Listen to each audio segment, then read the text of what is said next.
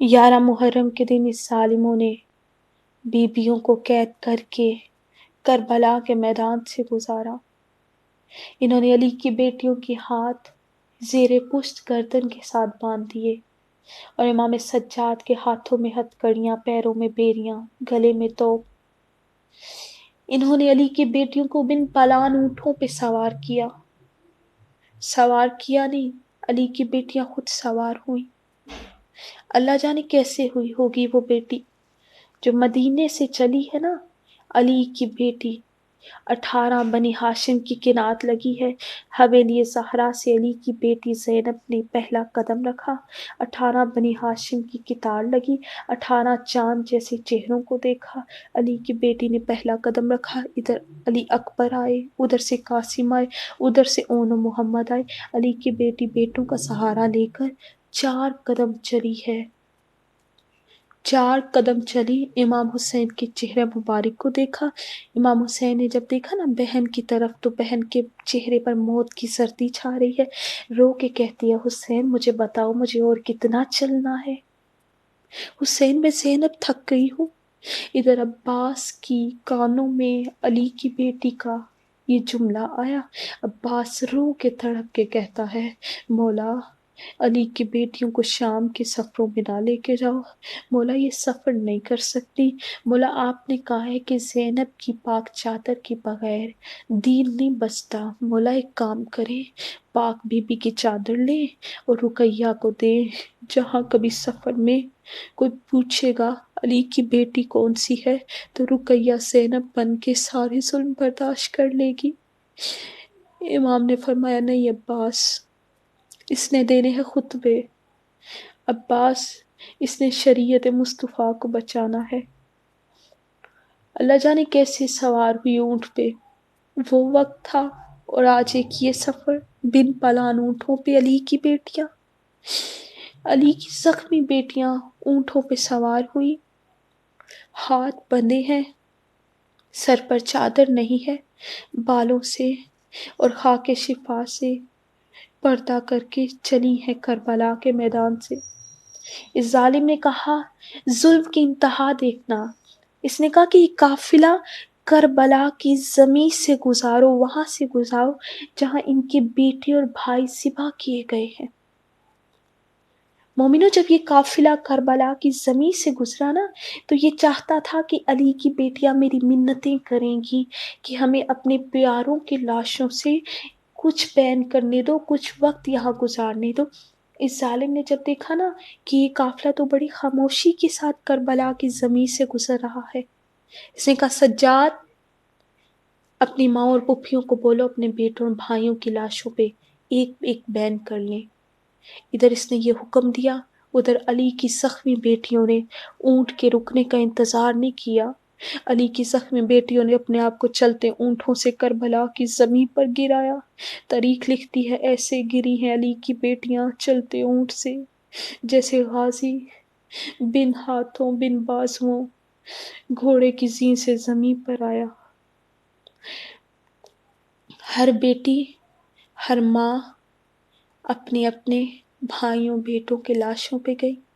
Be be زینب پہنچی ہے حسین کے لاشے پہ، جا کے کہتی ہے، حسین تیرے ظالم کہہ رہے ہیں، تیرے قاتل کہہ رہے ہیں کہ بین کرو ایک۔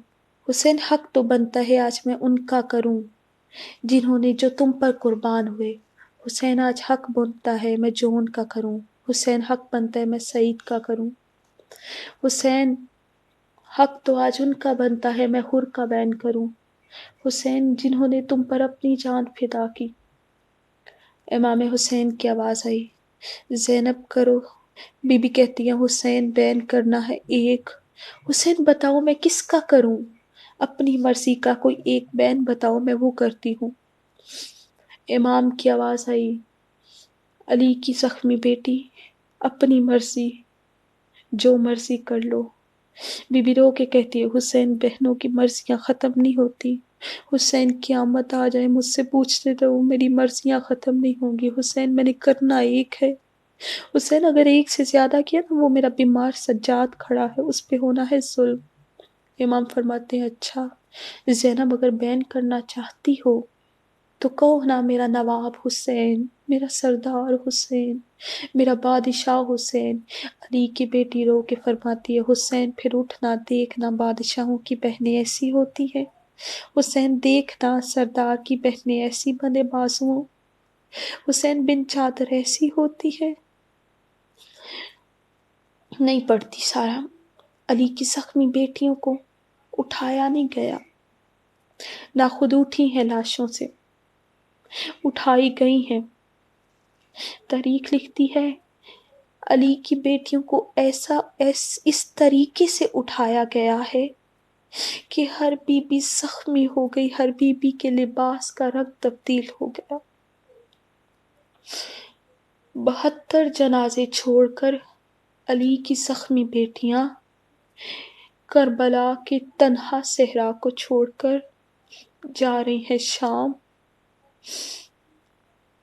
پہنچی ہے جب یہ قافلہ جا رہا ہے راستے میں، بچے ماؤں کے ساتھ ہیں۔ تاریخ لکھتی ہے کہ بڑے زخمی ہوئے ہیں بچے۔ جو بھی بچہ ماں کے ساتھ اونٹ سے گرتا تو گرنے کے بعد اس کے اوپر سے اونٹ گزر جاتے، وہ بچہ وہیں پہ شہید ہو جاتا۔ ایک مقام آیا جہاں امام کو پتہ چلا ہے، بی بی زینب کو پتہ چلا ہے کہ سکینہ قافلے میں ساتھ نہیں۔ بی بی نے کہا سجاد، جی پھوپھی اماں، سجاد میری سکینہ نہیں قافلے میں، سجاد حسین کے سینے کی شان، حسین کے سینے کا تعویذ ہم سے بچھڑ گیا ہے۔ حسین اس ملعون کو کہو قافلہ روکے۔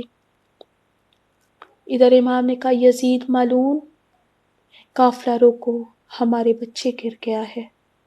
اس نے کہا ایسا کیا ہو گیا، بچے پہلے بھی گرتے رہے ہیں، تم نے نہیں کہا قافلہ روکو۔ بی بی کی آواز آئی پہلے جو گرتے تھے وہ بیٹے تھے، اب جو گری ہے وہ غیرت ہے، وہ عزت ہے۔ اس نے کہا نہیں، یہ قافلہ نہیں رکے گا۔ علی کی بیٹی نے کہا اے اونٹو، میں علی کی بیٹی ہو کر حکم دیتی ہوں رک جاؤ۔ ادھر اونٹ رکے، اونٹ اپنی بولی میں بول کے کہتے ہیں علی کی بیٹی تب حکم دیا ہے جب شام کا بازار قریب ہے۔ بی بی ہمیں کاش تم حکم دیتی کربلا کے میدان میں، ہم وہیں سے چلتے نا۔ بی بی حکم کس جگہ پہ آ کے دیا ہے نا۔ قافلہ رکا، علی کی بیٹی اونٹ سے زمین پر آئی، بی بی نے چلنا شروع کیا۔